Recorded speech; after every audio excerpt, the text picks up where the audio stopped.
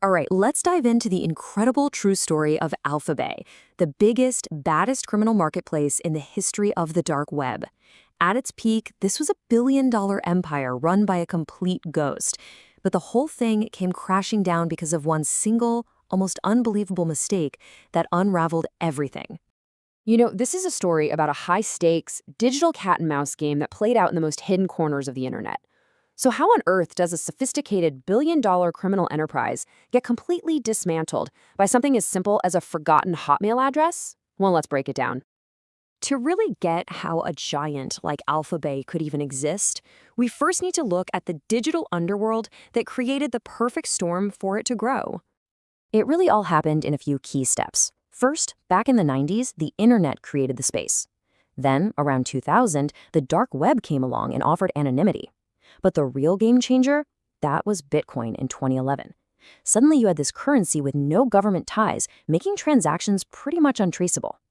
That's what fueled the first notorious market, Silk Road, right up until the FBI shut it down in 2013, leaving this massive power vacuum. And with Silk Road gone, it was chaos. You had these other markets like Evolution and Agora pop up, operate for a bit, collect millions of dollars in users' crypto, and then poof, they'd just vanish overnight. It's called an exit scam. So you can imagine people were getting desperate for a platform that they could actually trust, not to just run off with their money. And right into that chaos stepped AlphaBay. This wasn't just another fly-by-night operation.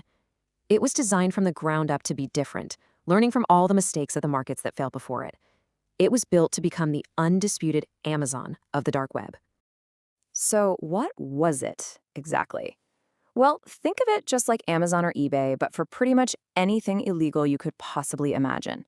We're talking stolen credit cards, drugs, weapons, even services for hiring hackers. It built its reputation on being incredibly reliable and super secure. It was the gold standard. And the person behind it all was a complete ghost. A digital phantom who went by one name and one name only, Alpha O2. He ran this whole massive operation with perfect security, which made him seem completely and utterly untouchable. And the scale of this thing, it was just staggering. At its height, AlphaBay had over 40,000 different sellers on the platform. And those sellers were catering to a customer base of over 300,000 active buyers. And all those people, together, were doing over $500,000 in business every single day. And on every one of those sales, Alpha O2 took a neat 4% commission. This guy was getting rich, a multimillionaire, leaving completely in the shadows.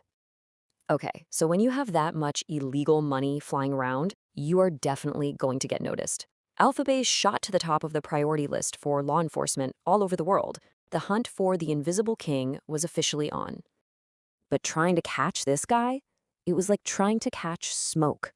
A joint task force of the FBI and the DEA went deep undercover, pretending to be buyers, just trying to find one tiny digital breadcrumb that might lead to Alpha 02. But his security was perfect. For months, they got absolutely nothing. It really seemed like this guy was just too smart to get caught. But then, the entire case cracked wide open. And the breakthrough didn't come from some sophisticated hack or a complex sting operation. Nope. It came from one simple, fatal mistake. An old email. So after hitting wall after wall, where did the big break finally come from? Not from inside the investigation, but from the outside. An anonymous tipster, and to this day, nobody knows if it was a rival or maybe an enemy he'd made, sent a DEA agent a message. And that message contained one critical piece of information. And this was it. This was the mistake. See, years earlier, when AlphaBay was just getting started, Alpha 02 had accidentally included this personal email address in the site's automated welcome message to new users. He fixed the mistake pretty quickly, but you can't erase something from the internet completely. This was the one thread they needed to pull to unravel everything. Pimp Alex suggested a first name, Alex, and 91 looked a lot like a birth year, 1991. They combined this with a few other tiny fragments of data they'd gathered, and suddenly the pieces clicked into place. The digital ghost of Alpha 02 finally had a real name, Alexander Casey's, a software engineer from Canada. With a name and a face, the hunt leaped out of cyberspace and into the real world. It led investigators halfway across the globe for a final dramatic takedown in Thailand. And what they found in Bangkok was Kaze's living this absolutely insane life of luxury. We're talking 3 massive homes, a fleet of supercars, including a Lamborghini and a Bentley, all of it paid for with the profits from his criminal empire. He seriously thought he was untouchable. But just arresting him wasn't enough. They had to catch him in the act. The whole plan, the number one priority, was to seize his laptop while it was open, unlocked, and ideally logged into the AlphaBay servers. That would be the smoking gun, the undeniable proof that Alexander Kazes was Alpha-02. The plan they came up with was brilliant, straight out of a spy movie. On July 5th, 2017, an undercover Thai police officer accidentally rammed her car right into the front gate of his mansion. Kazes, annoyed, came outside to see what all the commotion was about, leaving his laptop open and running in his office. The second he was clear of the door, tactical teams swarmed in, arresting him on the spot, while another team rushed inside to grab the computer. The trap worked like a charm.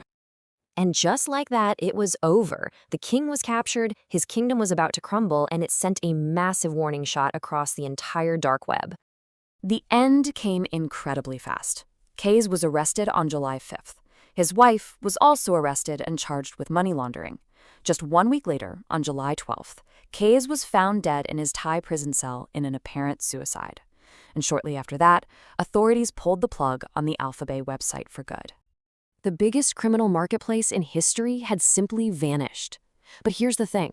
While its servers were shut down, the dark web itself, the very infrastructure that let it exist in the first place, is still very much alive and kicking. And that leaves us with one final big question. With the fall of this particular king, did his kingdom really disappear? Or did his capture just create another power vacuum, waiting for the next ambitious ruler to rise up and claim the throne in the never-ending battle for control of the hidden corners of the internet?